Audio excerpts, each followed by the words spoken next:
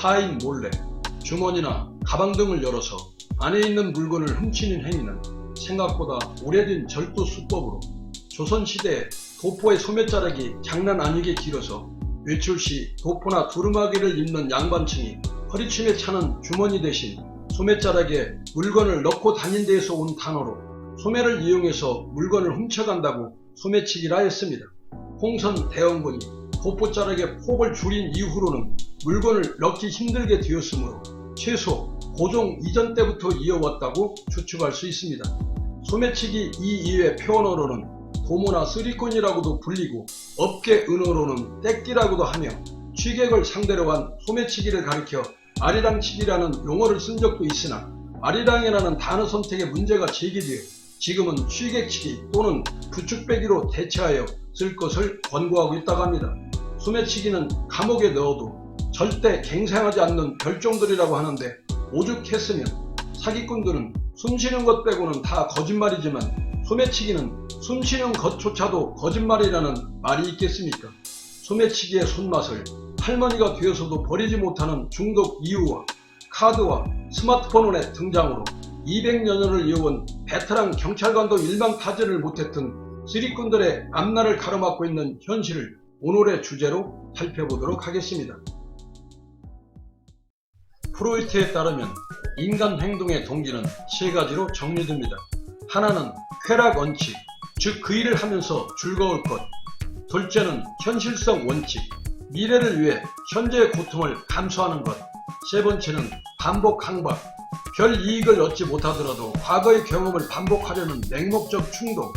이 세 가지 동기는 범죄에도 적용돼 범죄에 성공했을 때의 짜릿한 기분과 한탕을 위한 과정의 스릴, 그리고 손쉽자고 수만 번 결심하면서도 다시 빠져들고 마는 불가사의한 중독성까지 범죄 가운데서도 소매치기의 중독성은 악명이 드높은 것으로 평판받고 있습니다. 남의 지갑을 빼내고 목걸이를 끊어가는 신출 규모란 소매치기는 엄청난 훈련을 거쳐야 가능한 범죄 수법인데 그러자면 나름 체계적인 교육과 후진 양성들이 필요했습니다.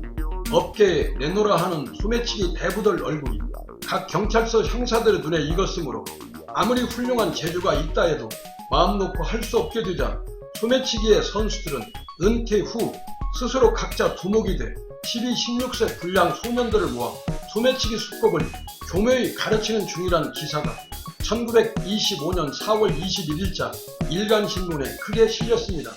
지금부터 96년 전인 일제강점기에도 골치 아픈 사회적 문제로 대두되었다는 점에서 소매치기의 깊은 악습 뿌리를 유추해 볼 수 있습니다. 소매치기 수법은 크게 세 가지로 나눌 수 있다고 합니다. 첫째는 가장 일반적인 안창따기라고 합니다. 안창따기는 면도칼로 가방 등을 잘라 지갑을 꺼내는 방법입니다. 안창따기 소매치기가 많았던 1980년대에는 그 기술이 독특해 잘라놓은 모양만 봐도 범인이 누구인지 대충 짐작할 수 있었다고 합니다. 2003년 9월 5일 오전 8시쯤 서울 지하철에서 핸드백을 찍고 지갑을 턴 것이 마지막 안창따기였다고 합니다. 기술은 힘든데 반해 수입이 짭짤하지 않기 때문에 소매치기범 사이에서 기피 수법이 됐다고 합니다. 둘째로 굴레따기가 있습니다.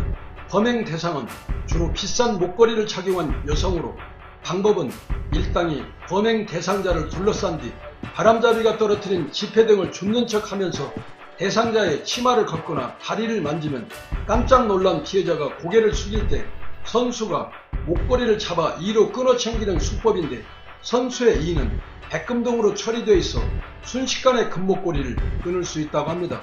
1900년대 중반 포항 일대에는 너나 할 것 없이 금목걸이를 걸고 다녔는데 요즘은 그런 사람들이 많지 않아 서울청 지하철 수사대에는 2002년 지하철 1호선에서 2번 신고가 들어온 뒤 현재까지 신고가 들어오지 않았다고 합니다. 마지막으로 소매치기범들이 가장 애용하는 수법은 맨손 소매치기라고 합니다. 이유는 발뺌하기 쉽기 때문인데 예전에는 지퍼 전문과 똑딱이, 단추 전문 등으로 세분화되어 있었다고 합니다. 예전 소매치기들은 범행이 들통나면 사과하고 도망쳤는데 요즘은 방귀뀌내며 화를 내는 격으로 오히려 피해자에게 모욕을 주며 대들기까지 한다고 합니다. 옛날 만원버스에 안내양들이 승객을 안으로 몰아넣으려고 온갖 힘을 쓰면서 오라이를 외치고 버스문을 두드려야 차가 출발을 했으며 급브레이크라도 밟으면 와 하는 비명소리에 깜짝 놀라기도 했는데 이 틈을 악용해 승객들을 일부러 밀치면서 남의 주머니를 턴 소매치기범들이 있었습니다. 그러나 고전적 의미의 소매치기는 이제 찾아보기 어렵게 됐습니다. 버스 안에서 공금이 사라졌다며 회사원이 울부짖고 자식 대학 등록금을 소매치기 당한 아주머니가 스스로 목숨을 끊는 일이 벌어지던 시대의 아프고 슬픈 풍속도는 범죄의 박물관에서나 볼 수 있는 희귀한 전설로 남아있게 됐습니다. 현금 대신 신용카드를 쓰는 사람이 늘면서 소매치기범이 훔칠 돈이 크게 줄었고 CCTV와 블랙박스 같은 감시망이 더욱 촘촘해져 소매치기 기술을 힘들어 배울 사람도 거의 없어졌다고 합니다. 소매치기 범죄가 점점 역사 속으로 사라지면서 지금의 10대에겐 소매치기가 아닌 스리꾼은 이제 낯선 단어가 돼버렸습니다.